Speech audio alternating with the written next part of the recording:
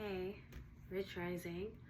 So there are a couple of things I want to talk about in this video.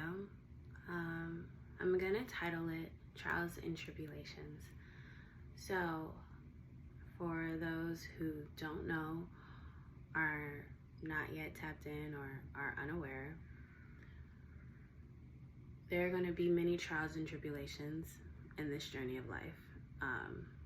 However you start, wherever you go, wherever you end up, wherever you get guided, wherever you get led, whoever you meet, so on and so forth. Many trials and tribulations are going to be introduced to the righteous. And basically, it's going to be afflictions that come across your journey. And it's of no coincidence, the Most High went through many trials and tribulations, so who are we to question ours?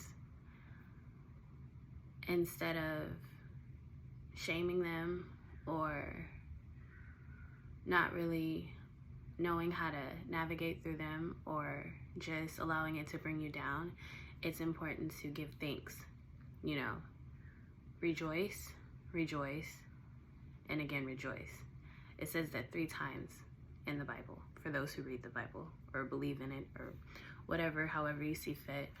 I just feel like it's important to relay the message that just when God blesses you, when the Most High, when Spirit, universe, angels, ancestors, all these beautiful things, when they send something great for you, yes, you rejoice, but you are always supposed to rejoice regardless of the time, regardless of the situation, regardless of the circumstance, regardless of what's going on, regardless of anything, whether it's good, whether it's bad, because I believe there's no good and bad.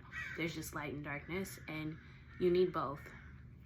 There has to be an equal balance for both, because everything serves a purpose. We all have light just as well as darkness within us, and we all have good and bad within us, you know what I mean? Everything balances out in the end, and you have to have balance, because too much light can be blinding, especially for those who are not used to dealing with it, and too much darkness can consume you, just like too much water can drown you. So again, I can't stress enough how important it is to spend time in solitude to get to know oneself, because when you practice knowing oneself, you get to learn, what energies are yours, what energies are not, what energies to rebuke, cast out, and send back to its original sender. Another thing I wanted to talk about is knowing yourself again. Everything leads back to self. There are a lot of people that are unhealed, right, walking amongst us. And healing is a continuous journey. It's an everyday thing. It's a constant thing. It's an every moment thing. And for those who choose not to do it consistently, or who choose not to do it at all, or even participate, there's this word called trigger and narcissist. And nothing is new under the sun, but since these 2 words have been so capitalized on, and even toxicity, for example, I feel like rather than giving energy to these things, because everything is energy based, we're all energy based, we're spirits, rather than give energy away to these things, go in an opposite direction. Take time to understand if something is triggering you, or something is bringing you out of character, or bringing you out of alignment, then that means you still have work to do. You can go 90 days without doing something, and then something gets brought up to revert you back to day one of the habit of what you were originally trying to stray away from, what you were originally trying to break, the patterns and all these things, because it weighs you down. And it's like, rather than, again, allowing anyone to trigger you and thinking, oh, they were sent to do that, and your reaction is based off of how they treated you. No, your reaction is based off of how you view yourself. We're all walking mirrors. When you see someone, you should see what you have healed from, what you haven't healed from, what you still need to be healing, which you need to work on, and so on and so forth. Not everybody looks at it that deeply, but it is very important to be transparent with yourself. If you can't do it with anyone else, you take time to look in the mirror, face your demons, conquer your demons. You know, and this walk of life is not for the faint of heart. There are going to be challenges that come your way, but again, greet them and know that the Most High in spirit will never give you more than you can handle, never give you more than you can bear. Because if one thing I've realized about spirit, if it doesn't give you the strength to overcome something and face it head on, it's going to give you the strength to go through it. And that's how you grow, by going through the obstacle. There's no mountain ever too high that you can't climb with spirit, and there's no mountain ever too high that you can't get through with spirit, because spirit is working in your favor at all times. I feel like you have to be at peace with yourself and just everything you've done thus far in this lifetime. And if you want to do better, you have it right. We all have free will. You get to decide how you show up. You get to decide how you move. You get to decide how you treat people. And even if people are not treating you well, again, you wish them well. You pray for them, because that's the best thing you can do for somebody, is pray for them. You know what I mean?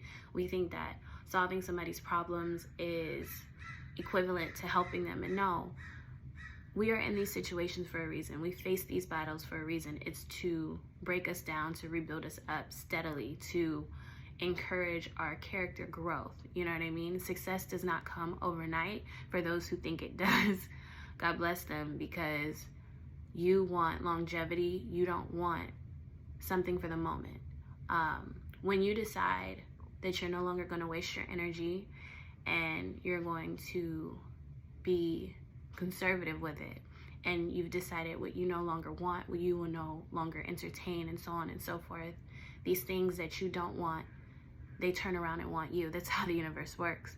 And again, if it's in the Most High's will for you, you will receive it. But you have to pray. You have to use discernment. You have to know yourself. You want something that's going to feed your soul and not ego. A lot of these people that we are walking amongst, or that walk amongst us, they are ego-based driven. And that is only to their own detriment. And anything they touch will crumble as well, because it's not so fulfilling. It doesn't serve a purpose other than something for the moment. You know what I mean? Instant gratification.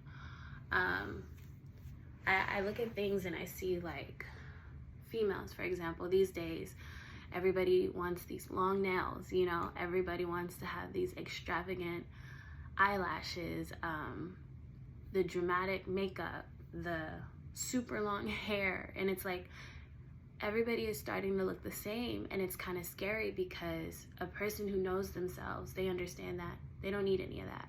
And I'm not saying it to downplay anybody who actually finds heart-filling, you know, enjoyment in these things. To each its own.